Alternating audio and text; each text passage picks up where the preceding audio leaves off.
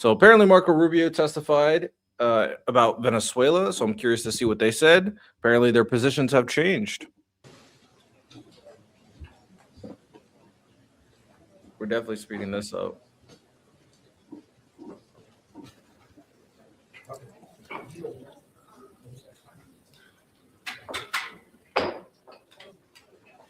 United States Senate Foreign Relations Committee will come to order. Good morning, everyone, and welcome, everyone. Today, we have important business to do. Before I start, I will tell everyone, those of you in the audience, we're so glad to have you here. Thanks so much for coming. This is a public hearing. It is also the official business of the United States of America, and as a result of that, the committee has a zero tolerance policy for interruptions or for attempts by anyone in the room to communicate with somebody up here or the witness. So as a result of that, if you do disrupt, you will be arrested. You'll be banned for a year. However, I'm told that we have some guests today who have completed their ban and are back with us again today. We hope you've had the time to think about your indiscretions and will behave yourself today. If you don't, as a persistent violator, you'll be banned for 3 years this time. So in any event, welcome to everyone. And certainly, Secretary Rubio, we're glad to have you here and welcome back. The new co-pilot I got, Pete, is doing just fine in the seat you used to sit in, and I'm glad to have him. Thank you so much for being here. We were a little afraid we were going to lose you to the Miami Dolphins there for a while, but I guess that went a different direction, so it's certainly our gain. Definitely. I'd like to start this hearing on the Venezuela situation by recognizing the brave men and women who participated in this operation. The intelligence gathering, planning, and execution were incredible. Only the U.S. could have pulled off this mission, and that's only because of the dedication and professionalism of each and every one of our service members. As we know, much of their work is done in secret, but I do hope these people will receive the accolades that they so rightly deserve. I also want to acknowledge the leadership of President Trump that he has shown, and also you, Secretary Rubio. Yes, war. I don't care. In that case, President Bush deployed more than 9,000 troops into Panama for more than a month at the narco terrorists off our streets and keeping Americans safe. Thank you for extraditing Nicolas Maduro and bringing him to account for his many crimes against the American Okay, justifying what they did with Maduro based people. Let me reiterate a point that I've made many times on the Senate floor. President Trump's actions against narco terrorists and his capture of Maduro have made America safer. Every American should be thanking Donald Trump and Marco Rubio for what they have done. There are a lot of Americans today who wouldn't be alive if not for your commitment and dedication to stemming the flow of drugs. Okay. All right. Oh, man. Okay, buddy. Into our country. The actions in Venezuela were limited in scope, short in duration, and done to protect U.S. interests and citizens. What President Trump has done in Venezuela is the definition of the president's Article 2 constitutional authorities as commander-in-chief, and wholly consistent with what other presidents' efforts and what they have done and actions they have taken to protect citizens. What President Trump has done in Venezuela is the definition of the president's Article 2 constitutional authorities as commander-in-chief, and wholly consistent. So the president could just send forces wherever you want in any country without approval, based with what other presidents' efforts and what they have done and actions they have taken to protect the American people from threats in our own hemisphere. In fact, President George H.W. Bush authorized similar, but much broader and more extensive military operations to arrest and bring Panama's Manuel Noriega to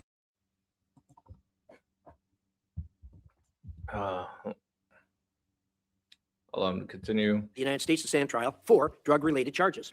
In that case, President Bush deployed more than 9,000 troops into Panama for more than a month. At the time, all leaders of the Senate, including Democrats, praised that move. Unlike in Panama, President Trump authorized a much more limited military action in Venezuela, with only about 200 troops inside the country for a couple of hours and a firefight that lasted less than 27 minutes, with no loss of life on the United States side, but significant casualties on the other side. This military action was incredibly brief, targeted, and successful. When bad guys are in the business of flying drugs into the United States, drugs that kill our children, hurt our country, violate U.S. laws. Trying to make this like a drug thing when it's very clear it's an oil thing is hilarious. This is not about drugs. It's about oil. Destabilize our hemisphere, then they'll have to be held to answer for those actions, and that's what's being done now. Maduro was not recognized as a legitimate leader of Venezuela by President Trump, or even by President Biden, or by most of the international community. It is a service to the world that this illegitimate leader is no longer in power. Now the United States has a tremendous opportunity before us in Venezuela. Because of the complexity of this operation, there has been some confusion as to how it will be done. I've been impressed by the way you, Secretary Rubio, have explained the plan to me going forward. Right. So this is the rationale for the conflict that took place regarding Panama. The official U.S. rationale for the invasion was articulated by President Bush on the morning of December 20th, 1989, a few hours after the start of the operation. Bush cited Panama's declaration of a state of war with the United States and attacks on U.S. troops as justification for invasion. So apparently, Panama declared war on the United States. So obviously, very different from the Venezuela situation, and attacked U.S. troops is his justification. Bush further identified four objectives of invasion: safeguarding the lives of U.S. citizens in Panama. Statement: Bush stated that Noriega had declared that the state of war existed between the U.S. and Panama and had threatened the lives of the approximately 35,000 U.S. citizens living there. So threatening U.S. citizens that live in Panama, also very different from the Venezuela situation. There have been numerous clashes between U.S. and Panamanian forces. One U.S. Marine had been killed a few days earlier. So a U.S. citizen died. Again, big difference. Defending democracy, human rights in Panama, combating drug trafficking, protecting the integrity of blah, blah. Members of Congress, others in the U.S. political establishment claim that threatening his neutrality of the Panama Canal is the right under the treaties to intervene militarily to protect the canal. And also they have the right because of the threats. So clearly a different situation that happened, unless we're saying under the rights of the Article 2 that Donald Trump declared war. Did he declare war on Venezuela? Or Article 2 of the Constitution? What does it say? Let's read it. Executive power shall be vested in the President of the United States. He shall hold his office during the term of 4 years, protect blah, blah, blah, blah, blah. Each shall appoint, blah, blah, blah, blah. Let's get into his powers after whom, inhabitant, blah, blah, true. Congress may determine the time for choosing the electors. No person, blah, blah, blah. Shall be commander of chief of the Army and Navy of the United States and of the militia of the several states. When called into the actual service of the United States, he may require the opinion in writing of the principal officer in which of the executive departments upon any subject related to duties of the respective offices. Shall have the power to grant reserves and pardons for offenses against the United States, except in cases of impeachment. The power by with and device and consent of the Senate to make treaties, provided 2/3 of the Senate, blah, blah, and he shall nominate and by blah, blah, blah. Just skipping ahead. Appointees.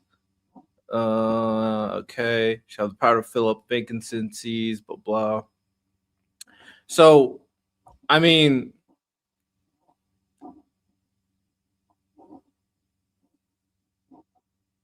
where does it say he could just like go after Venezuela? I don't know. What does it say in here? Am I tripping? What does it say in here? What are we talking about? Maybe I misinterpreted what he said. We go again. Less than 27 minutes, with no loss of life on the United States side, but significant casualties on the other side. This military action was incredibly brief, targeted, and successful. When bad guys are in the business of playing drugs in the United States, drugs that kill our children, hurt our country, violate U.S. laws, and destabilize our hemisphere, then they'll have to be held to answer for those actions, and that's what's being done now. Maduro was not recognized as a legitimate leader of Venezuela by President Trump or even by President Biden or by most of the international community. It is a service to the world. Fuck Maduro. Let's just be very clear about that. I'm not Team Maduro, but I just want us to be on the same page. That this illegitimate leader is no longer in power. Now the United States has a tremendous opportunity before us in Venezuela. Because of the complexity of this operation, there has been some confusion as to how it will be done. I've been impressed by the way you, Secretary Rubio, have explained the plan to me going forward right from the start. It is clear and it's doable. I know you'll lay that out for us here today. Venezuela's natural resources have frequently been used to bolster the economy of our adversaries, especially China. Through President Trump's actions, we have effectively cut off that supply, giving the United States tremendous leverage. After our lengthy engagements in the Middle East in years past, many Americans are rightfully concerned about so-called forever wars. I know this administration is laser focused on avoiding those experiences. With Nicolas Maduro out of power, the United States has the opportunity to better protect America by bringing stability to Venezuela. The country has a history of democracy, capitalism, and a respect for human rights. It is only during the last two dictatorships that it has lost these attributes. The Venezuelan people are not strangers to these concepts and long to have them. All right. I also looked into this. U.S. President has claimed Venezuela, Maduro, so as for overdose deaths of countless Americans accused of trafficking colossal amounts of deadly and illicit drugs to the country, in part to justify Maduro's arrest. Maduro has since been charged with conspiracy, all that stuff. Does Venezuela produce fentanyl? Illicit opioids, particularly fentanyl, remain the primary drivers behind the epidemic of drug overdose in the U.S., according to the U.S. government's 2025 National Drug Threat Assessment. However, Venezuela is not mentioned as producer in this assessment. So Venezuela is not a fentanyl producer. Instead, Mexico is the dominant source of illicit fentanyl entering the United States, according to the Commission on Combating Synthetic Opioid Trafficking. The government doesn't list fentanyl by country of manufacturer the same way it does for other drugs, but does identify Mexico as the primary source and also mentions Canada. Venezuela is not a place where fentanyl is produced. Fentanyl is produced in Mexico for the U.S. market. Someone said, this person, it's produced in Canada for the Canadian market. It's produced in China for shipments elsewhere, such as Europe, she added. Trump administration have honestly tried to make the fentanyl justification very broad, including to pressure Canada and then to impose tariffs on Canada. Government estimates show that in 2024, about 22.7 kilograms of Canada-sourced fentanyl were seized at the U.S.-Canadian border, compared to 9,354 kilograms seized in the U.S.-Mexico border. So fentanyl. And then cocaine is derived from Colombia, Peru. I mean, it's very obvious they're full of shit. I mean, do we really gotta focus on considering the conversation on drugs? Drugs is this big problem that Venezuela had to get their leader removed. Maduro is a piece of shit, sure, but all of his justifications on them doing this are all either lies or over exaggerations. Less than 27 minutes, with no loss of life on the United States side, but significant casualties on the other side. This military action was incredibly Trump's actions against narco-terrorists and his capture. I wonder how he lives with himself as he's a fucking liar and Donald Trump bootlicker. Maduro have made America safer. Every American should be thanking Donald Trump and Marco Rubio for what they have done. There are a lot of Americans today who wouldn't be alive if not for your commitment and dedication to stemming the flow of drugs into our country. He made that shit about all out Americans would there's not other countries that's more of a threat to citizens than Venezuela. The actions in Venezuela were limited in scope, short in duration, and done to protect U.S. interests and citizens. What President Trump has done in Venezuela is the definition of the president's Article 2 constitutional authorities as commander-in-chief, and wholly consistent with what other presidents' efforts No, it's not. And what they have done and actions they have taken to protect the American people from threats in our own hemisphere. In fact, President George H.W. Bush authorized similar, but much broader and more extensive military operations to arrest and bring Panama's Manuel Noriega. Panama is not a good example. Let's be very clear. Article 2 doesn't say that you could just go out and do whatever you want with the military. It does not say that. There needs to be a justification, of course. And then this justification regarding Panama. Panama waged war, declared war on the United States, and threatened U.S. citizens in Panama, which is why that had to happen. This did not happen regarding Venezuela at all. So that's just some bullshit. The United States to stand trial for drug-related charges. In that case, President Bush deployed more than 9,000 troops into Panama for more than a month. At the time, yeah, there was like 35,000 U.S. citizens that were in trouble. That move. Unlike in Panama, President Trump authorized a much more limited military action in Venezuela, with only about 200 troops inside the country for a couple of hours and a firefight that lasted less than 27 minutes, with no loss of life on the United States side, but significant casualties on the other side. This military action was incredibly brief, targeted, and successful. When bad guys are in the business of flying drugs into the United States, drugs that kill our children, hurt our country, violate U.S. laws, and destabilize our hemisphere, then... And the whole idea that Venezuela is this terrible drug trafficking country when they are not the producers of fentanyl, where it mostly comes from Mexico and maybe even Canada, that, again, just poppycock. The only reason why he had an issue with Venezuela is because he wanted the oil over there. That's it. That's all it is. They'll have to be held to answer for those actions, and that's what's being done now. Maduro was not recognized. Trump was absolutely remarkable. That dick is tasty in your mouth, huh? And completely within his authority per the Constitution. It's not. It's just not. He had no justification to do what he do. The president can't just throw the military at whatever country because they feel like it. That's not how it works. We don't have a dictatorship. As a legitimate leader of Venezuela by President Trump, or even by President Biden, or by most of the international community. It is a service to the world that this illegitimate leader is no longer in power. Now the United States has a tremendous opportunity before us in Venezuela. Because of the complexity of this operation, there has been some confusion as to how it will be done. I've been impressed by the way you, Secretary Rubio, have explained the plan to me going forward right from the start. It is clear and it's doable. I know you will lay that out for us here today.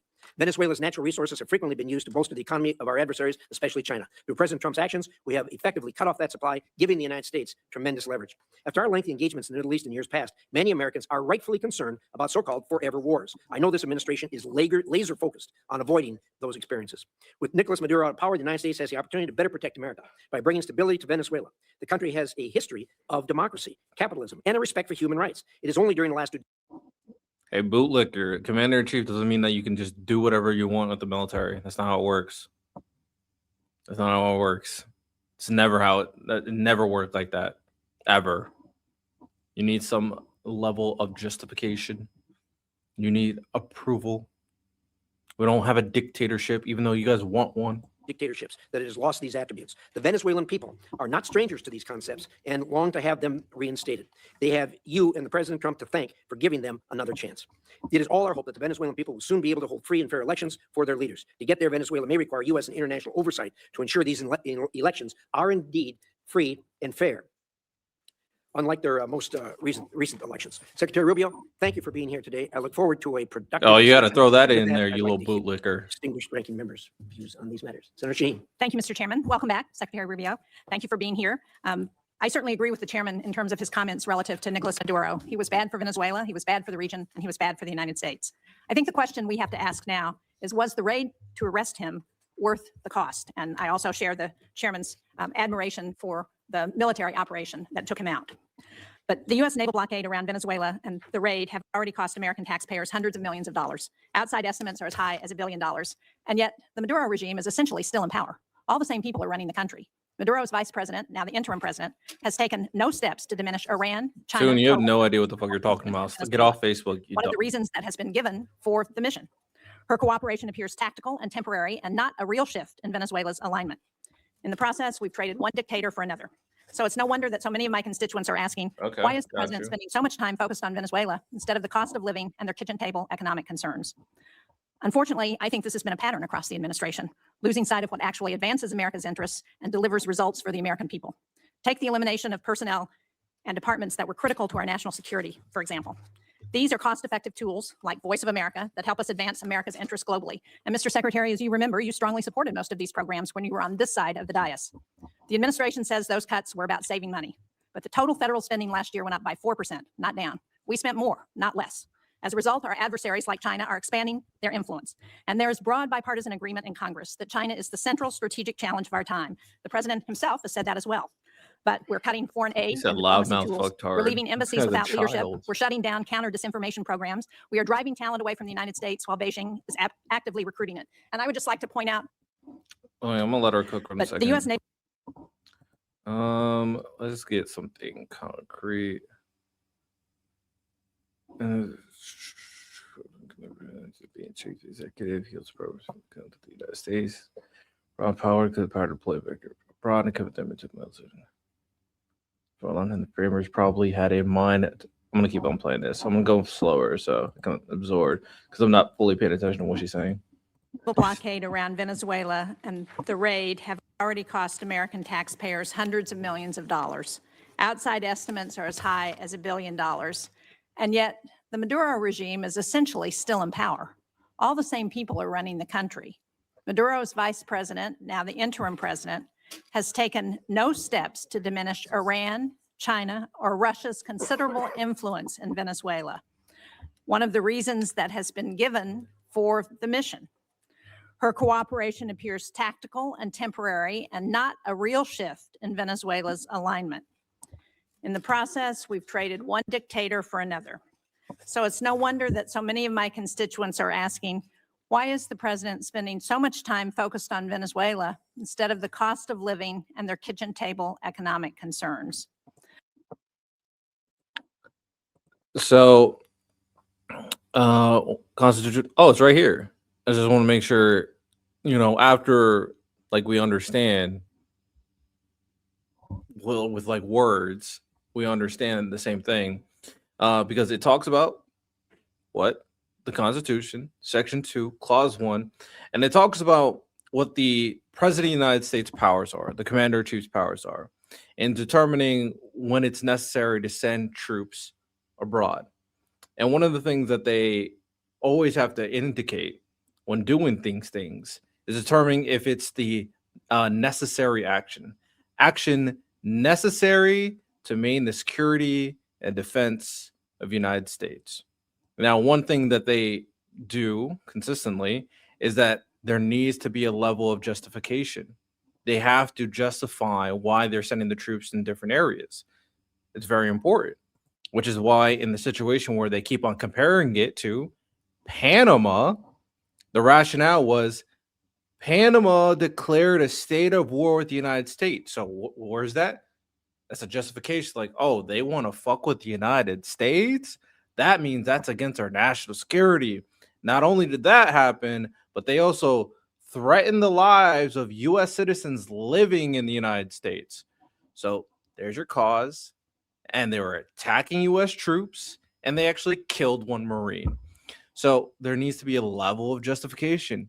Nowhere in here says, oh, the president could just do it when he feels like it. He just send them there without no just cause. No, that's not how it works. We don't have a king. We don't have a dictatorship. So everything needs to be justified. Everything needs to be figured out. And there was none of that here. So because he had no justification, he had to get it approved by Congress. He did it. He did it anyway. And then obviously we're now here where we have Maduro, and now we're wasting money in Venezuela so we can drill their oil base. And as you heard from the lady, yeah, we're spending like millions and billions of dollars for it. Oh, you're too stupid to read? Okay, understood. You got it. You got it. I guess facts is too hard for you. Your brain can't compute, huh? I'm not surprised. MAGA reads at a 4th grade level. It's all good. It's all good. Thank you, Secretary Rubio. Good to be with you again. My basic question is what? Yeah, the Taiwan comparison I don't think applies. I mean, yes, there's the Taiwan comparison is more dangerous regarding Greenland than it is Venezuela. But I do think it continues to lessen our legitimacy because of our willingness to infringe on country sovereignty. What are we doing here? What is the point? Brian, What is the stop goal of helping this him. hearing? As you know well, having served on this dais alongside you for His 14 joke years, was dog this is shit. an oversight hearing. Don't help him. And the purpose of oversight is to encourage, if necessary, to compel consultation between the administration and Congress. And I just wanted to raise with you at the outset, of course, the Commander-in-Chief has, under Article 2, the power to defend the American people against an imminent threat or an incoming attack. How else could we be kept safe? But our Article 1 power requires consultation. I'll agree with all of my colleagues. Nicolas Maduro is a bad guy. He was indicted. There was a bounty on his head over several administrations. His removal, flawlessly executed by American troops, thankfully none of them hurt, did cost the lives of 75 to 100 Venezuelans and Cubans, was a dangerous and high-risk maneuver. I'm glad that it ended as well as it possibly could. But the point here that I want to make first is that it was rehearsed for months. The administration had a number of contingencies it was trying to navigate through. But over the course of months, you're already the administration was cooked, taking strike after strike after You strike failed. against drug trafficking. You don't foes. get a In you don't several get a part instances 2. where senior leaders of the administration briefed this committee and others, we were told that military action to remove Maduro was not on the table, that the campaign to try and deter drug trafficking was not going to include the exact military action that followed. Yet it was being rehearsed. If there was time to practice, there was time to consult. And consulting with Congress is not just some high-minded principle, not some abstract thing, not a nice to have, it's a got to have. And look, the chairman opened by saying that this was limited in scope and duration, that it was executed flawlessly, and we should all be happy about the result. That much I agree with. But our president continues to threaten Delcy Rodriguez and the remnant of the Maduro regime with military force if they don't comply. We should know, what are the policies? What is the path? What is the plan forward? You and I both know the long and painful history of wars that began and seemed to be resolved and then opened up into excruciating, expensive, years-long conflicts. In Iraq in particular, in Libya and elsewhere, things do not always go as planned. And so consultation with Congress that is truthful and forthcoming and transparent is critical. In your service in this body, you knew that, you experienced it. I was in the room as you held to account members of previous administrations for not coming forward as they should have. So look, in order to avoid our men and women in our armed forces going into harm's way, doubting whether they have the support of the Congress, consultation, hearings, and deliberations are required. I understand the risk of leaks. That's a risk every administration takes. But at the end of the day, our framers entrusted the power of the declaration of war to this body, not to the executive. And where there is the time to consult, there has to be consultation. Second, I just wanted to talk about allies and alliances. I was just in Europe. He absolutely cooked with that first thing. That's what it's about. Nobody's team Maduro. Maduro's a piece of shit. Nobody's defending him. The idealized version of Venezuela is a democratic nation, so I'm empathetic to that, of course. But Donald Trump's willingness to use the military however he feels like it without congressional approval, which you need, by the way, you need congressional approval to do what Donald Trump was doing. He didn't have that. He didn't have a justification for what he did.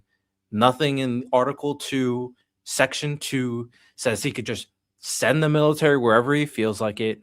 The only interpretation of that people accept is that there's an emergency, a security threat to the United States. The example of that is Panama, because Panama waged war on the United States, threatened U.S. citizens in Panama.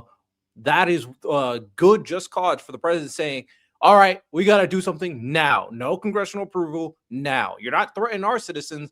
And apparently one Marine got killed. None of that happened in this situation. None of that was taking place. You had plenty of time figuring out how you wanted to deal with this entire circumstance to also consult with Congress. It didn't happen, and it makes us worried that whenever Donald Trump feels like it, he can throw the military in different directions at other countries. That is the conversation. Greetings from Epstein Island. It's crazy. And crazy. Trump bylaw gets a 48 hour. I don't know what you're yapping about, Scotty. What are you referring to? Explain to me, and then we'll dissect that. Biden, 25 million. Maduro is a villain. Like, we all get that. No. Maduro bad, people. Yes, he's on the most wanted list. So was that one Olympian that was on the most wanted list. And we got him. You know, bad Maduro. Just go through Congress. That's just not how the United States works. I know you're from Canada, so you don't know how the United States works, but stop pretending like you do. I led a bipartisan delegation, as Senator Shaheen referenced, to Denmark. And our president's comments about NATO, about Denmark, and his attempts to coerce Denmark into giving up Greenland are appalling. They profoundly harmed our security. Indeed, and I'm Rubio. asking you to do everything you can to reinforce our commitment to NATO. He can act, and then he has 48 hours to get his approval from Congress. He didn't get approval from Congress, though. That never happened. And he can act. Drop a source for that. I'll read it. We could read it together. Drop a source for he can do what he wants, and then afterwards he can get approval. Drop a source for that. Let me see it. I was concerned that you just said NATO needs to be reimagined. Let's just be clear about the record. You know as well as I, Article 5 has only been out invoked of once, baby and it was in Navy defense SEALs. of us Wait, what? after we were attacked. Danes and soldiers from almost every other NATO. Is that Patty? Is that the same Patty? You changed your profile picture. The Congress has been asleep, for sure. Never said he declared war, Scotty. Drop your source. Ally deployed and served, fought and died. 52 days. And for me, the most emotional moment of my visit to Denmark was laying a wreath at the memorial to the Danes who served, fought, and died alongside Americans. So when our president says we never asked for anything from NATO, and they never gave us anything, and you suggest that they aren't carrying their weight, whether it's in bases, or in access, or in troops, or in service, it is allies that will keep us safe in the Indo-Pacific. Our treaty allies, Korea and Japan and Australia and the Philippines, are going to be critical to Indo-Pacific security against our principal threat, China, and in Europe. I'm worried that the very foundations of trust are being shaken. Our democracy depends on consultation with Congress that is truthful and timely, and the confidence of our allies depends on them knowing where we're going next. Today, an armada is steaming towards Iran. Our president is on social media threatening Iran, and Patty, Elijah doesn't suck. Be nice to Elijah. He's actually a pretty good guy. He's more like sympathetic in general from that side. Not for MAGA. He thinks MAGA bad. He agrees with us, MAGA bad. But he's just a little bit more open-minded. He's like the good version of center-right. That is the argument. Only Congress can declare war. I agree, Scotty, which is why what Donald Trump did was wrong. Like, we agree. You made the claim that Donald Trump can send troops, and then after he sends troops, he can get approval within 48 hours. I need a source for that. I'm curious about that. Like, where did you get that from? That's all I'm asking for. Drop a source. We can read it together. And then if you're right, say, okay, you got it, Scotty. Just that's all I'm asking for. I agree. Congress can declare war. We show that your brain fault. Patty does not like Elijah. Hope I can That's count so on you, funny. Mr. Secretary, to consult with us Elijah and will inform be us back next before our Wednesday. next actions, whether against Actually, I Nigeria, won't be Colombia, streaming here Cuba, next Iran, or anywhere else. And Wednesday I hope after. and believe that I can count on you to reinforce the sanctity of NATO, not to reimagine it, but to reinforce it. Thank you. Well, let me unpack the 3 points you touched upon: consultation, NATO, Greenland, alliances in Greenland. Let me tell you on the consultation. Look, this has been a point of tension, not just in this administration in Congress, but in multiple administrations, as you rightly pointed out. I was a big fan of consultation when I was sitting over there. Now, it's a different job, different time. But that's not necessarily the point. This is a very unique situation that we faced here. The fact of the matter is that our mission, and the one you were briefed on and talked about, that mission remains ongoing, and that is the counter-narcotic mission that we continue to carry out. As controversial as it may be, you may not all be fans of it, obviously, but it is happening in the Eastern Pacific, and it is also happening in the Caribbean basin. The problem is, or the good I'm gonna let him news is talk, there aren't but a lot he's of not drug boats answering the moving in the question. Caribbean basin anymore, and that's what we It's have not a briefed good Congress upon. response. This specific mission that you've talked about, one of the reasons why you rehearse it is to see if it's even feasible. To basically go to the president and say, is this something that's even an option on the table? The truth of the matter is that this mission could not have been briefed to Congress because it wasn't even in the realm of possible until very late in December, when all of our efforts to negotiate with Maduro had failed, and the president was finally presented these options and made these decisions. It was also a trigger-based operation. It may never have happened. It required What the fuck? That's even worse. That means there was a split decision.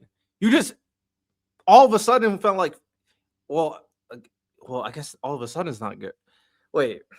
I'm gonna hear him out. Be right back. But I don't like this answer. I gotta conceptualize my thoughts, but I have to use a bathroom, so that's why I have to leave real quick. big fan of consultation when I was sitting over there. Now, it's a different job, different time. But that's not necessarily the point. This is a very unique situation that we faced here. The fact of the matter is that our mission, and the one you were briefed on and talked about, that mission remains ongoing, and that is the counter-narcotic mission that we continue to carry out. As controversial as it may be, you may not all be fans of it, obviously, but it is happening in the Eastern Pacific, and it is also happening in the Caribbean basin. The problem is, or the good news is, there aren't a lot of drug boats moving in the Caribbean basin anymore, and that's what we have briefed Congress upon. This specific mission that you've talked about, one of the reasons why you rehearse it is to see if it's even feasible. To basically go to the president and say, is this something that's even an option on the table? The truth of the matter is that this mission could not have been briefed to Congress because it wasn't even in the realm of possible until very late in December, when all of our efforts to negotiate with Maduro had failed, and the president was finally presented these options and made these decisions. It was also a trigger-based operation. It may never have happened. It required a number of factors to all align at the right place at the right. This answer is dog shit. It is terrible. Okay, let's dissect this. Let's dissect, because this is what we've been waiting for. Why didn't you consult Congress? What is your justification? What we're waiting for before we get into it. Article 2 in the War Powers Resolution is the source. It doesn't say 48 hours in the Congress, bro. Like, drop your source for the 48 hours thing. We literally looked at it. Drop it. If you don't have you make these claims about 48 hours, then drop it. Drop the source. Tell me. People make claims and just struggle to find sources. It's so ridiculous. Oh, okay. Drop the source of the 48 hours thing. It's not that hard. You can't make a claim. How do you make a claim and not have a source for it? Like, come on, bro. All right. About one of the reasons why you rehearse it is to see if it's even feasible. To basically go to the president and say, is this something that's even an option on the table? The truth of the matter is that this mission could not have been briefed to Congress because it wasn't even in the realm of possible. Drop a link. You're just saying things. Just saying things. Just drop the link. I'll look up the link right now. Drop it. Or the good news is there aren't a lot of drug boats moving in the Caribbean basin anymore, and that's what we have briefed Congress upon. This specific mission that you've talked about, one of the reasons why you rehearse it is to see if it's even feasible. Okay, bro. To These basically people go to who the can't drop president and say, is this something that's sources. even an option on the table? I know The truth why of the you matter can't. is that this mission could not have been briefed to Congress because it wasn't even in the realm of possible. The truth of the matter is that this mission could not have been briefed to Congress because it wasn't even something that's even an option on the table. The truth of the matter is that this mission could not have been briefed to Congress because it is this something that's even an option on the table? The truth of the matter, the good news is there aren't a lot of drug boats. I'm moving in reading the Caribbean chat, so I basin keep anymore, up and and that's what we have rewinding. briefed Congress upon. This specific mission that you've talked about, one of the reasons why you rehearse it is to see if it's even feasible. To basically go to the president and say, is this something that's even an option on the table? The truth of the matter is that this mission could not have been briefed to Congress because it wasn't even in the realm of possible until very late in December. So it couldn't be briefed to Congress in Venezuela's invasion because it wasn't even possible.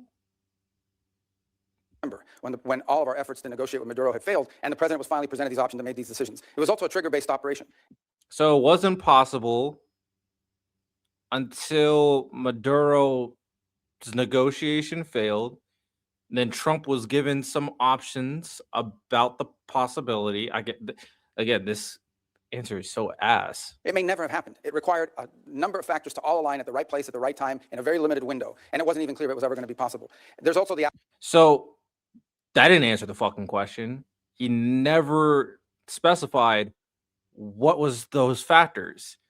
Oh, it's like all these things are happening. So obviously I had to do what I had to do. What are those factors? We're waiting for you. What are the factors? We know the factors on what caused Panama. They declared war and threatened U.S. citizens in Panama. What are the factors? You got Maduro. What are you hiding? What are the factors? What was such an immediate threat that you felt the need without congressional approval to invade Venezuela? You didn't answer it. That was a dog shit answer. Aspect which I do not control, and that is the deference to the Department of War on operational security.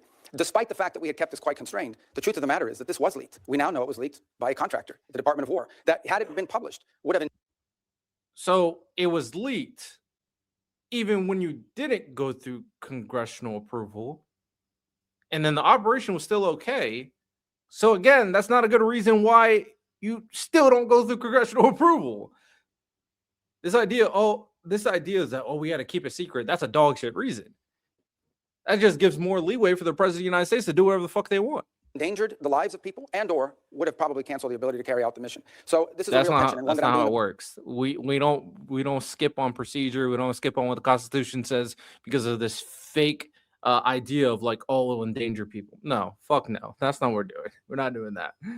Because what's going to happen is another fascist like Trump is going to go on like, oh yeah, I can just do whatever I want because we're keeping people safe. So I don't have to tell you anything. Any operation is going to threaten people's lives. So any operation, you could technically keep it safe. So you don't have to never tell Congress.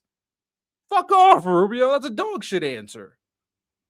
Best I can to try to manage within the constraints of two things: operational security and also decisions being made. There are multiple contingencies for events all over the world, including some that none of us think were ever going to come to fruition. And in this particular case, one of the reasons why you rehearse these things in advance is to know whether it's even possible. Is this even doable? And what are the risks associated with doing? So you can present options to the president who ultimately makes these decisions. In the case of reimagining NATO, it most certainly has to be... That was such a fucking non-answer. That was so dog shit. Oh my goodness. That was a terrible answer. You do need congressional approval to do what Trump did. You very clearly need congressional approval. You're yapping. What the fuck are you talking about? The president can't just send the military wherever he wants into another country. That's just not how it works. That is power. No need for Congress. Okay, some dumbass in Canada thinks he knows how the United States works. I won't say it again. They want plenary authority. Yeah. How did it leak when Congress never knew? I have no fucking idea how it leaked. He said a contractor knew. I don't know.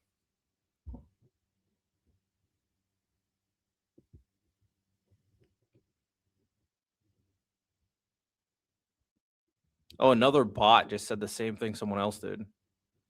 I already showed the chat. You can rewind the stream, Scotty. Rewind the stream where some other dumbass was saying the same thing, and then I showed him the Constitution on why you can't do that. So just rewind. I'm not doing it again. Rewind, and then there.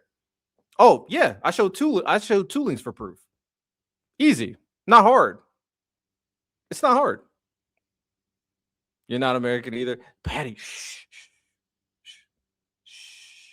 Quiet. Go rewind. I showed proof. Super easy. Reimagined. And the reason why it has to be reimagined is not because its purpose is reimagined, its capabilities have to be reimagined. Let me give you as a point of example. There's a lot of talk about security guarantees. And it's something that there's general agreement about now with the case of Ukraine. But those security guarantees basically involve the deployment of a handful of European troops, primarily French in the UK, and then a US backstop. But in fact, the security guarantee is a US backstop. It is not and I'm not diminishing the fact that some countries in Europe are willing to place troops in a post-war Ukraine. What I'm pointing out is that is irrelevant without the US backstop. Center-left, and so, liberal, and the reason why you need such a strong US backstop. I just call myself independent. I'm not really interested in I think I did a political ideology test, and I think it said I actually lean more right. obviously I hate MAGA, so not current version, but like naturally for my political identity, I technically lean more right, which is hilarious. I was like, ah man, I'm just me, man. I'm just me, oos. Day one, it's just me, oos. is because our allies and our partners have not invested enough in their own defense capabilities over the last 20 or 30 years. Now, hopefully that's going to change. Hopefully that is changing. And in some cases, in Nothing. some Hey, particular countries, it's already changed. But nothing this is a wrong fact with that we it. cannot ignore. I respect NATO is going to be liberals. stronger if our allies are more capable, especially, and here's the I reality, used to whether we want to respect accept it or not, we have Republicans, but they've interests been all over cooked the world. out. We have interest in the Middle East, we have interest in the Western Hemisphere, and we most certainly have interest in the Indo-Pacific. A number of you have already pointed out that China is the chief challenge. We can't have the same soldiers or the same ships in both Europe and in the Indo-Pacific. We have to pick. No matter how many ships we build, no matter how many capabilities we grow, we're going to have to make these adjustments. And the stronger our partners are in NATO, the more flexibility the United States will have to secure our interests in different parts of the world. That's not an abandonment in NATO. But we're ruining our relationship with NATO. That's the problem. Our allies are actively turning away from us. We're actively losing support with our NATO allies. And the whole idea is like we can't have troops everywhere. I mean, we have embassies everywhere. So I don't know how much I buy that. I heard you said you would vote for independent. I said I would vote for Nikki Haley. I watched the Republican primary, and I thought Nikki Haley was clearly the better. I thought Nikki Haley was good. I thought Doug Burgum was good. I thought Chris Christie was just good for like jokes. He had some really good jokes. I thought Tim Scott was dog shit. I thought Mike Pence was too old. He just didn't have the charisma. I thought Vivek is a cuck. Ron DeSantis has no charisma. He just sounds like a bot, bro. I'm not gonna lie.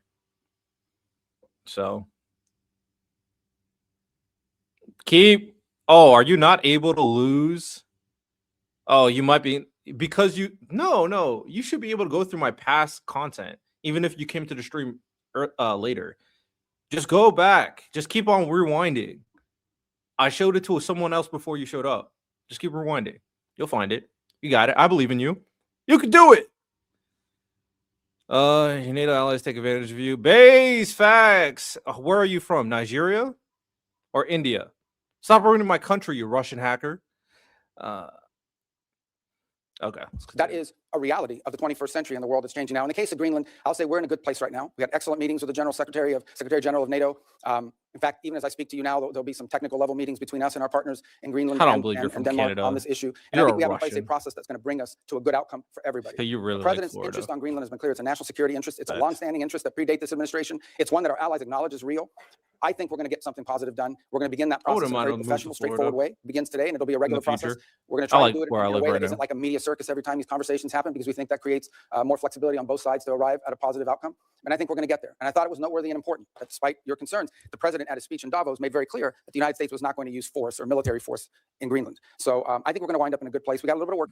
After he got pressured and bitched, after the stock market started going down and his investments started getting cooked, that's when he was like, you know what? I changed my mind. I don't want to attack Greenland anymore.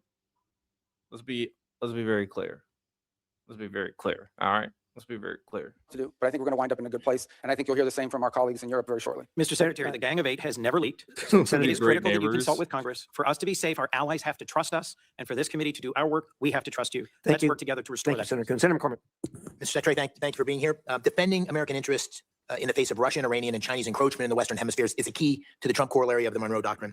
Why do MAGA just look like fucking movie villains? What is this haircut and face? He looks like a villain from Austin Powers. This is an Austin Powers villain right here. Venezuela's new interim leader, in her public commentary at least, defends their ties to Russia, Iran, and the PRC, and had said this week had enough of U.S. interference. So beyond the oil. Oh, he used to be in the military. Only the people I know in the military wears their watches like this, where you wear your watch like this. Back when I was in boot camp, like everybody, not boot camp because we didn't have watches in boot camp. But back when I was in like just in general military, everybody was wearing their watches like that. If you drop the source, then Scotty, I'm still waiting. I'm here. To Russia, Iran, and the PRC, and had said this week had enough of U.S. interference. So beyond the oil leverage, which you talked about in your testimony, what steps is the administration taking to demand from the interim government to put incentives in place to ensure that they prevent malign actors, foreign terror organizations, and so forth from continuing to have influence and safe haven in Venezuela? Yeah, it's too. I mean, yes, there's leverage, and I wouldn't just say, "Oh, I think anything that's sanctioned in Venezuela, in order for them to normalize it, will require cooperation with the United States." But it's not just leverage. Whoa, no. You didn't say that. You said you sanctioned their oil. You didn't say you sanctioned all their imports or exports or their goods in general. You didn't say that. You just added that afterwards. It's also their national interest. It's in alignment of their interest. The truth of the matter is that the United States will be a far better partner for a future Venezuelan government that's free and democratic, and even for the current authorities, than some of the partners they've signed up with now. Maybe. Frankly, we think it's not in Venezuela's interest to have an Iranian presence or the sale of Iranian weaponry or anything like that into their country. So I think there's alignment there. I would we think not you can argue that some of these. Brian, I have very strong convictions and values. There's nothing you can do to make me MAGA. Trust me. I have very strong convictions and values. It's just not popping up. Is this what you're talking about? I'll give you the benefit of the doubt. If it's not popping up, it's not popping up. That's YouTube. Can't do anything about it. All right. Here we go. This is 48 hours right here. The War Powers Resolution, first adopted in 1973 over the veto of President Richard Nixon, presidential reported requirements of parliamentary procedures intended to reaffirm the constitutional role of Congress in committing the United States to affirm conflict abroad. The existence of these fast-track procedures provide an opportunity for members of Congress to obtain a vote on, or more often in relation to, legislation that either authorizes the presidential use of U.S. armed forces and directs their removal from hostilities.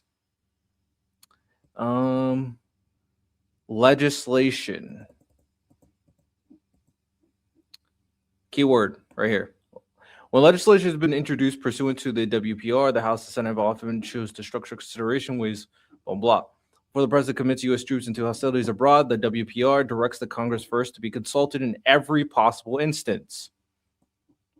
The WPR further mandates the president report to Congress within 48 hours of deploying U.S. troop forces if Congress has not declared war or statutorily authorized the action. Oh, fuck, my other phone. The president report to Congress within 48 hours of deploying U.S. forces. Within 48 hours of if Congress not declared war. Okay, let's elaborate on this real quick. Because I want to make sure.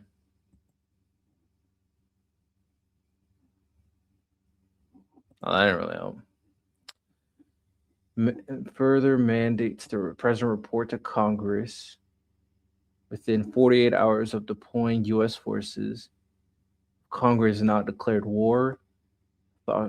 I can't tell if this means must continue reporting at least every 6 months for the duration.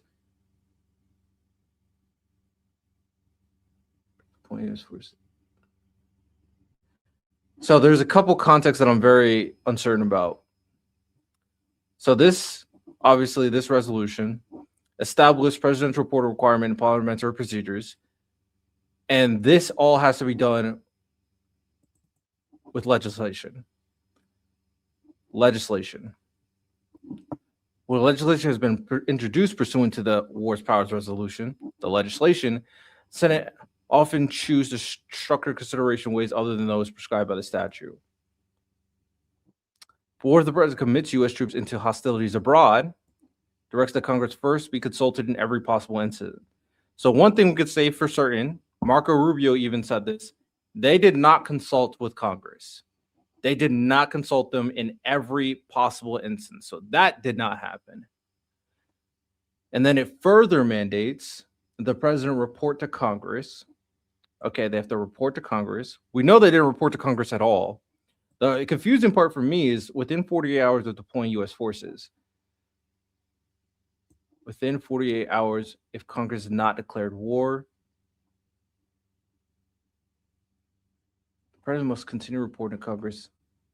So are we saying that the president has to do this before doing their action? Let me keep on reading them. Continue. If the president first reports to Congress or is required to do so, the use of the armed forces is automatically terminated unless Congress declared war or passed legislation authorizing the action. The president may extend the 6-day period an additional 30 days by certifying in writing to Congress the need for a continued use of force. operation during the 60-day termination when the beginning of the president reports or was required to report on the use of force. So in June, within the 30 days, such a list is referred to the Committee on Foreign Affairs. In the Senate, once the legislation has been referred, each committee must report the measure at least 24 calendar days. Blah, blah. What's the legislation pending on the floor? So this is the procedure. But this doesn't really signify. My issue is the causality. This is a summary. I need the full thing because I need clarification. This is a little too vague. It's a little too vague. So let's clarify a few things so we can understand the cause. Like, what is the cause of doing this before you determine what you could do with congressional approval? That's important because that is too vague. It clearly doesn't mean that they can do it whenever he wants. There needs to be a certain level of cause, which is what we've seen throughout United States history. Okay, my computer is fucking tripping. Hold on. What happened? Oh, here we go.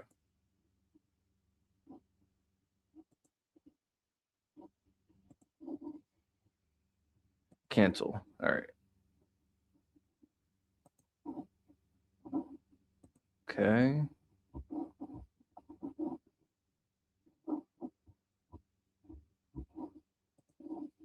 Is it not showing this here? Can I just oh, there we go. There we go. All right. War powers resolution. That alone earns you like it's so appreciated in the case the war needs to be declared. It's long, it has like 6 parts. All right, we gotta go through it.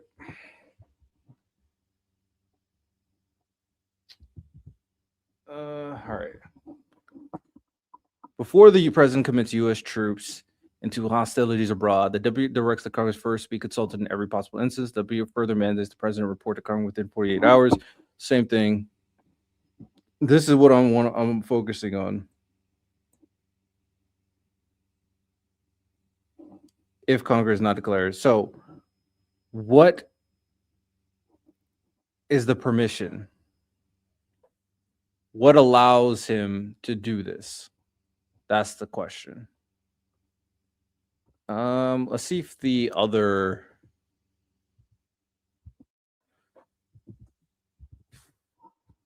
where else does it say 48 hours? Okay. Under certain circumstances laid out in Section 4 of the WPR, the president is required to submit a written report within 48 hours of deploying U.S. armed forces unless Congress declared war. The use of force. The president must report to the Speaker of the House, blah, blah. President when Senate have been deployed. The Speaker of the House of Representatives and to the President pro tempore of the U.S. Senate when U.S. armed forces have been deployed into hostilities or to a situation where imminent involvement in hostilities is clearly indicated by the circumstances. This is the first one. Clearly indicated by the circumstances. As of right now, we have no justification of the necessity of imminent involvement into the territory, airspace, or waters of a foreign nation while equipped for combat, except for deployment which relate solely to supply, replacement, repair, numbers of which substantially enlarge units equipped. So these are all things that they could do. Reporting to Congress is directed to address the circumstance and necessity of deployment, showing authority to vote to make such deployment and the estimated scope and duration of their continued use. The president is to continue reporting not less. Okay, we understand that. I want more elaboration. Let's see. Can I?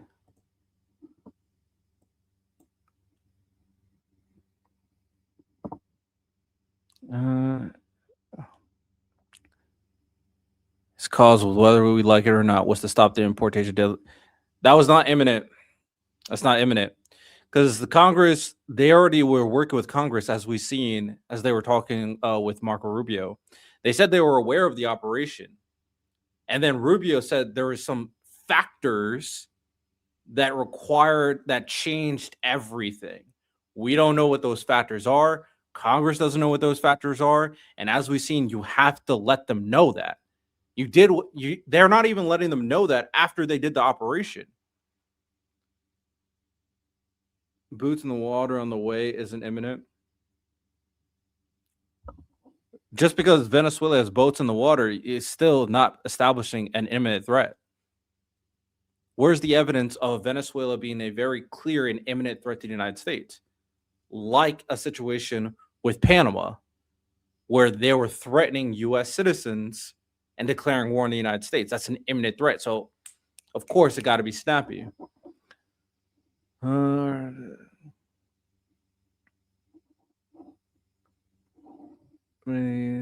blah, unless the president otherwise reports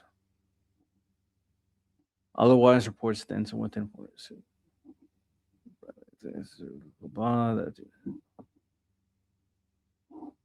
section. All right. Reports to Congress. Every possible instrument.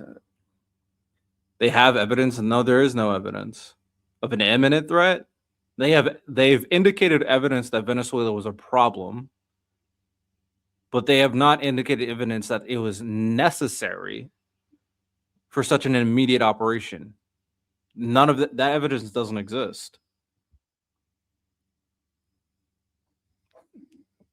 Unless you can tell me something where an immediate operation was necessary and we can look into it. But even Marco Rubio couldn't give an answer about that.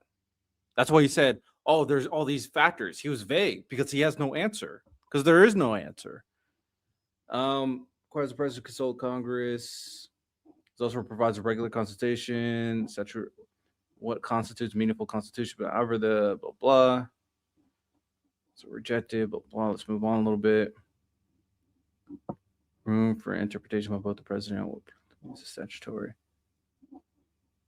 48 hours.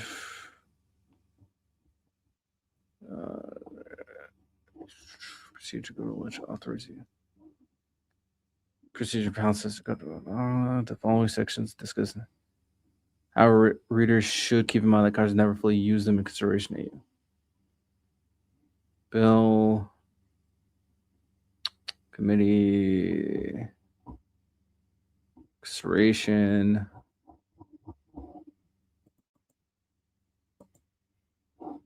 So blah blah.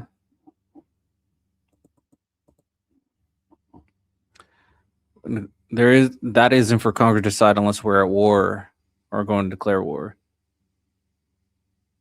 It's necessary. I don't know what you're referring to. The president can't unilaterally send troops without just cause.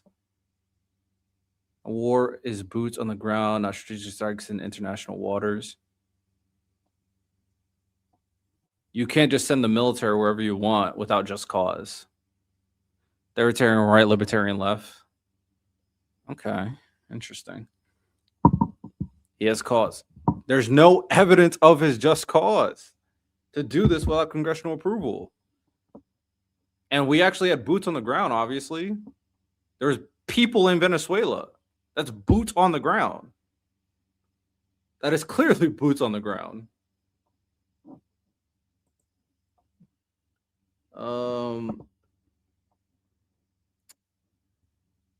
Trying to figure out more.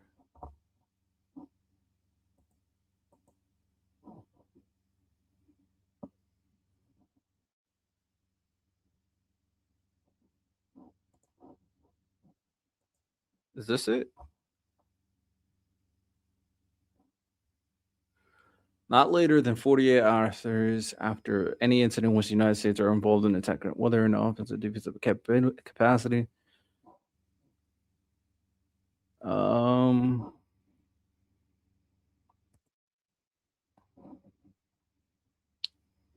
Absent declaration war into hostilities or just where imminent involvement in hostilities clearly indicated by the circumstances. I mean, this was clearly just not represented. They were to execute retrieving. That was boots on the ground. Like, people were in Venezuela. The definition of boots on the ground is like soldiers in the area, right? Yeah,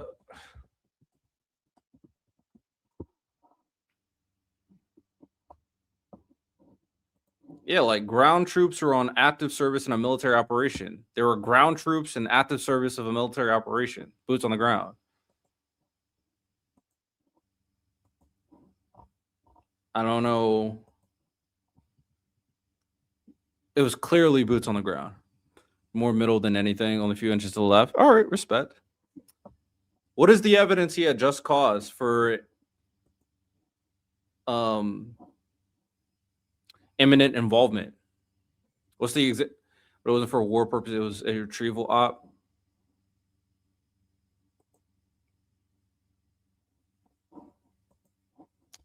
All right, let's. Can we define what war is? Establish. Maybe that'll help. Okay. What does war mean in the Constitution for Commander 4, 1, and 2? Okay. Is a central element of Congress' war powers, meaning it's almost among those most heavily debated. The Supreme Court has observed that only Congress has the power to declare war. Implications of this exclusive assignment are not well suited. In particular, the rest of Congress' power to declare war. The president's war powers are granted under Article 2. Significant disagreement, first draft. I just want a definition of what war means, I guess. Central state. Okay. Can I? All right.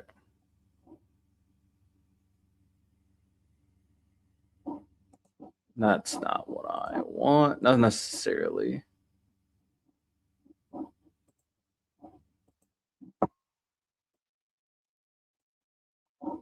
Okay.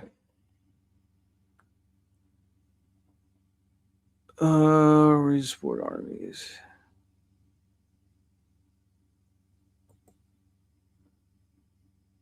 They're exhausted, not Venezuela. You're under like and so. I'm off. Good night. Oh, Scotty running away.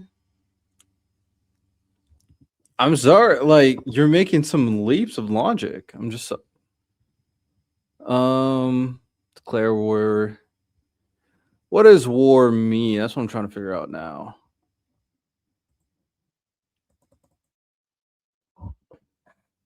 Define what war means in the Constitution. I know the war clause is, but I'm trying to see what war means. Authorize the president to use force within.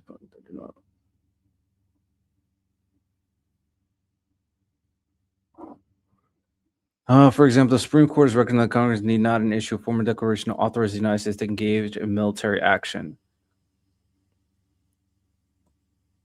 Can also, by statute, authorize the president to use force within defined parameters and not rise. So, yep, right here. You still need approval to do military action and use force within defined parameters that do not rise to the level of general declaration of war. And then Scotty ran away, so he couldn't see how he was wrong. No! I didn't get my gotcha. Damn it. He ran away. Hey, man, I always like it when they force me to research so we all can learn all together. So we learned a lot of good things.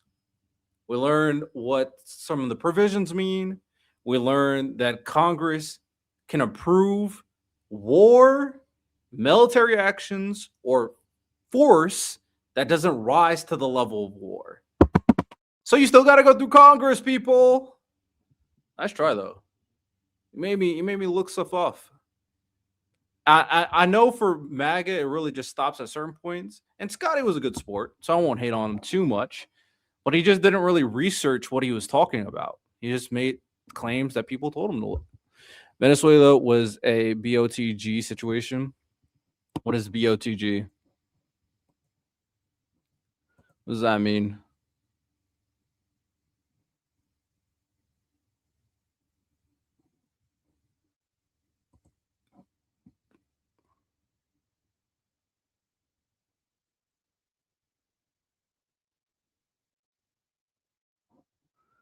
All right. Should we keep on watching the Marco Rubio? I'll watch one more thing from the Marco Rubio thing. Was a boots on the ground situation. Clearly, it was a boots on the ground situation. As defined, it was a circumstance where Donald Trump did not go through Congress. And that's a problem. So he acted without congressional approval to do something he wasn't supposed to do. It's clear as day.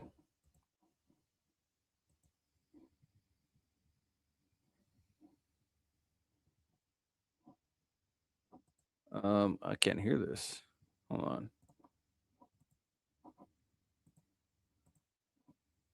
I mean, we had jets, drones in a foreign country. Very clearly, we clearly were doing a military operation, not including like all our attacks on foreign countries.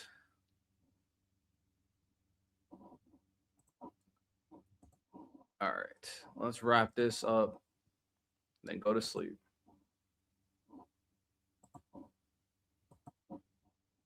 Do they And agree? what's been expressed to us by leaders of the interim authorities is that they agree. And now we're going to test Despite it. the public commentary, there's a recognition, you think, in progress. Look, we all have politics. Yeah. Even in places like that. Suffice it to say what I've said from the very beginning, and that is we are going to judge based on actions, not words. And that's going both ways. You can tell us you're going to do all these great things. If you don't do them, Yeah. you didn't do them. Or you can say, I'm not going to do these great things, but if you do them, you did them. Good. And I think we can point to some things now that show you, just as an example, think about it. Within 2.5 weeks of Maduro's removal, they passed reforms to the hydrocarbon laws, which basically roll back many of the Chavez era restrictions on private ownership and investment in their country. It doesn't go far enough. It probably needs to do more, but that's extraordinary. That never would have happened 2 or 3 weeks ago. It certainly wouldn't have happened if Maduro was still there. So I think these are signs of progress. Do they still have political prisoners? They do, but many are being Let's go to some head out. Good night, Austin. we're going to watch very closely how they're treated and how that happens, because that'll be part of how we judge them. Their actions. You not touched words. on my second question, which is this long history of a very sordid history for outside investors coming into Venezuela. And the president and you had a meeting with our energy leaders in the Oval Office to talk about the opportunity to invest. And there was worries about the safety of investing. What steps beyond what you just described in terms of the hydrocarbon law, security guarantees for workers, any sorts of a certainty that investors are gaining, which is going to allow them to have the confidence to move on the opportunities of Venezuela? Yeah, I mean, the first step is some of these investors or potential investors need to get a license from OFAC to be able to even explore this. Then they need to be able to go down there and meet with people and see what's happening and make that determination. Here's what I would say. Venezuela has a lot of oil. They do. But there's a lot of oil in other places too. Companies are only going to invest somewhere if they know we're going to invest, we're going to make our money back with a Marco, you're not going to sell us. Donald Trump said that he wanted the oil in the country. Come on. profit, and our land isn't going to be taken from us. And if you try to, there's a court we can go to and contracts we can enforce. That's the level of certainty that we're talking in terms of security. And that's part of this transition process. That's part of this recovery process, is to normalize their industry. Because if not, they'll just invest the money in Guyana, or they'll just invest the money in some other part of the world that has oil. They're not going to risk it. So it's to their benefit to have set up a normal, transparent process that encourages foreign investment, not just in oil, by the way, and other natural resources, but in other sectors of their economy. He's so I mean, lame. It's unlimited, whether it's retail, whether it's banking. I mean, a country that's prosperous and generating economic activity holds the promise of all sorts of economic Let me try activity. to squeeze including- one more question, if Yeah. I could, just in my remaining seconds, just very briefly. We've heard such differing accounts, and the president has spoken strongly. You have as well on the deaths in Iran and the horrible atrocities that are being committed. Can you give us some sense of, we see reports of thousands, tens of thousands. What's the State Indeed, Department's best Marco estimate Rubio. of what's happened on the ground? Well, I don't, in the thousands for certain. And look, I think regimes, including that one in Iran, have learned that when you start shooting people in the head with snipers, it's effective. I mean, it works, and they've done it, and it's horrifying. And that's what we've seen. That regime is probably weaker than it has ever been. And the core problem they face, unlike the protests you saw in the past on some other topics, is that they don't have a way to address the core complaints of the protesters, which is that their economy is in collapse. And the reason why there's economies in collapse is because they spend all their money and all their resources building weapons and sponsoring terrorist groups around the world instead of reinvesting it back into their society. And as a result, have taken on massive global sanctions, which has isolated their economy and their country. And so that's what the Iranian people are demanding, is that they stop doing that and start caring about them and get these sanctions off them. And this regime is unwilling. JD Vance is just a grifter. Apparently, Donald Trump's son really liked JD Vance's book, and then a bunch of billionaires recommended Donald Trump that JD Vance be vice president. Rubio is a cuck. Tulsi, how mean to women do I want to be right now? You know, she's just a to do it. supervillain. So the core challenge is the protests may have ebbed, but they will spark up again in the future because this regime, unless they are willing to change and or leave, have no way of addressing the legitimate and consistent complaints of the people of Iran who deserve better. Very good. Thank you. Thank you, Senator Murphy. Thank you very much, Mr. Chairman. Listen, I think the scope of the project that you are undertaking in Venezuela is without precedent. You are taking their oil at gunpoint. You are holding and selling that oil, putting for now the receipts in an offshore Middle Eastern They're account. definitely You're deciding terrible. how and for what purposes that money is going to be used in a country of 30 million people. I think a lot of us believe that that is destined for failure. And I know that you're telling us today just to be patient, but a month later, we have no information on a timetable for a democratic transition. Maduro's people are still in charge. Most of the political prisoners are in jail. And by the way, those that have been let out have a gag order on them from the government. The opposition leader is still in. No more sanctuary cities in America. No. Immigrants deserve rights too. Exile. This looks already like it is a failure. You say you're in serious talks, but as you know, the Venezuelans are great at being in serious talks. They almost never deliver. So I'm just going to give you my 3 questions and hope that you'll answer them, because I do think we want to try to understand how to judge the efficacy of this as time goes on, because I worry you won't be back before this committee anytime soon, and to understand whether this is just facilitating corruption, both in Venezuela and here at home. So here are my 3 questions. First, reports are that you've given no bid licenses to 2 companies to sell Venezuela's oil. One of them is a massive donor to the president. To many Americans, that reeks. And so my question is, can you commit that partners for future sales are going to be chosen through a fair, open selection process? Second, if Delcy Rodriguez, who is an unelected leader, the head of Maduro's torture operation, is still in power 6 months from now, does that mean that your policy is a success or failure? How do we judge when we've had enough of Rodriguez? And third, in your testimony, you reserve the right to use force again in the future if the Venezuelan government isn't complying with your requests. So if, for instance, they refuse to give you access to the oil in the future, if they said, we're just going to keep it for ourselves, would this cause you to consider military action? And do you concede that if you're using military action simply to try to compel cooperation from the government, you absolutely need congressional authorization for that? So if you can answer those 3 questions. Oh, those are great questions. Let me rewind it so I can get a clip. Talks, they almost never deliver. So I'm just going to give you my 3 questions and hope that you'll answer them, because I do think we want to try to understand how to judge the efficacy of this as time goes on, because I worry you won't be back before this committee anytime soon, and to understand whether this is just facilitating corruption, both in Venezuela and here at home. So here are my 3 questions. First, reports are that you've given no bid licenses to 2 companies to sell Venezuela's oil. One of them is a massive donor to the president. To many Americans, that reeks. And so my question is, can you commit that partners for future sales are going to be chosen through a fair, open selection process? Second. Oh, that's a good question. If Delcy Rodriguez, who is an unelected leader, the head of Maduro's torture operation, is still in power 6 months from now, does that mean that your policy is a success or failure? How do we judge when we've had enough of Rodriguez? And third, in your testimony, you reserve the right to use force again in the future if the Venezuelan government isn't. The reason why you asked question number 2 is because they said that they were working on establishing a more permanent process for a regime change for Venezuela. That's why you asked the second question. Complying with your requests. So if, for instance, they refuse to give you access to the oil in the future, if they said, we're just going to keep it for ourselves, would this cause you to consider military action? And do you concede that if you're using military action simply to try to compel cooperation from the government, you absolutely need congressional authorization for that? So if you can answer those 3 questions. So the first Oh, getting an admission of congressional approval. These are 3 excellent questions. question was about the trading companies. The second is about Delcy still in power 6 months 6 months from now. And the third is on the use of force. Yes. Okay. On the first one, the 2 traders. So here's the problem we faced. The problem we face in the short term is they had no place to put oil. They were running out of storage capacity for their oil. We had to move that oil to market very quickly. The only way to move it to market very quickly is to plug into these 2 primary trade companies that could sell it in the open market. That is not the permanent outcome here. That is a short-term fix to a short-term problem, which is they were literally storing oil. They brought in tankers and had tankers sitting offshore just to hold their oil. At some point, their capacity to produce was going to be shut down and their ability to generate revenue. So we had to move that oil very quickly. The long-term plan is not those 2 trading companies. The long-term plan is for them to have a normal energy program that sells directly into the market, directly to refineries and to companies. So why did you pick these 2 primary oil companies?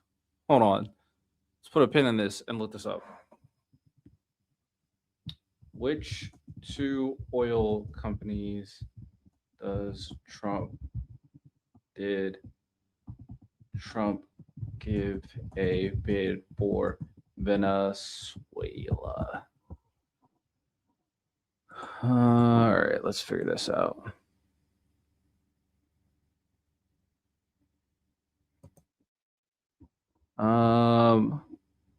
ExxonMobil and ConocoPhillips.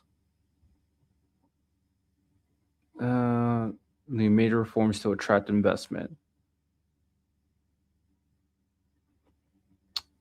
Okay, so which one is the one who was a donor to Trump?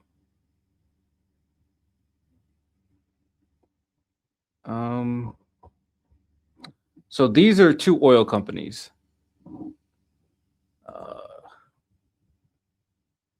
Which oil company donated to Trump?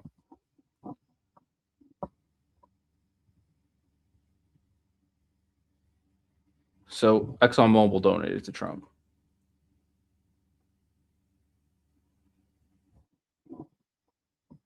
All right. Okay, and then the last question is biggest oil companies in America.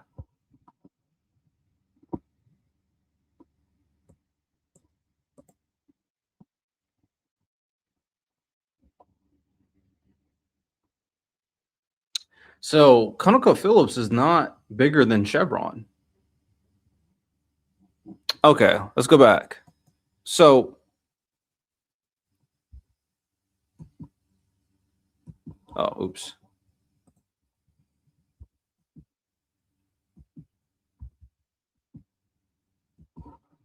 Oh my goodness, come on.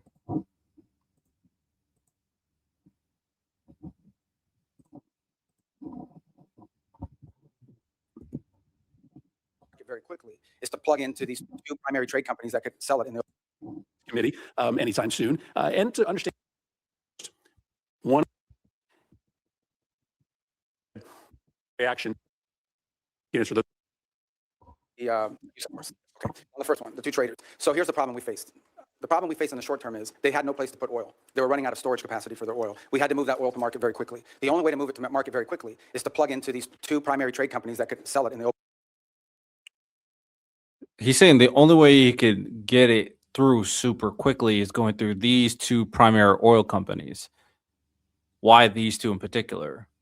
As he said, Exxon donated a lot of money to Donald Trump, but ConocoPhillips is not bigger than Chevron.